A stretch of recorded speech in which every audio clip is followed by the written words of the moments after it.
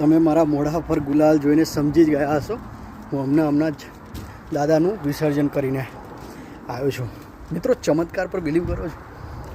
હવે છે ને થોડા દિવસ પહેલાં હું છે ને દાદાના દર્શન કરવા માટે ગયો હતો. ગણપતિ દાદાના દર્શન કરવા માટે ગયો હતો અને મારું એક કામ અટકી રહેલું.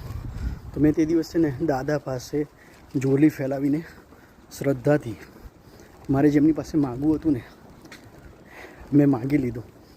અને તમે માનો નહીં, મારું એ કામ કેટલા ટાઈમથી અટકી પડ્યું હતું.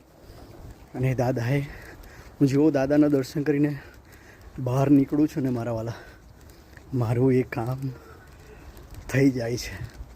એટલે હવે તમે એને ચમત્કાર સમજો, શ્રદ્ધા સમજો, જે પણ સમજો, પણ હા, મારું કામ તો થયું જ છે. અને મને પણ એવું લાગે છે કે જો તમે સાચા દિલથી ભગવાન પાસે છે ને કંઈ માગો છો ને તો ભગવાન એમના બાળકોને કોઈક વાર વહેલું આપી દે છે ને કોઈક વાર મોડું આપે છે, પણ આપે છે ખરું. તો ભગવાન પાસે હંમેશા માગવાનું રાખજો. ભગવાનને છે ને બીજાની જેમ ખોટું નથી લાગતું કે ભાઈ તું મારી પાસે આવ્યો છે અને બસ માગ જ કરે છે. ભગવાન બન્યા જ એટલે છે. જેમ મા બાપ છે, મા બાપ પાસે આપણે બધું માગીએ છીએ ને, તો ભગવાન પાસે પણ માગવાનું રાખો.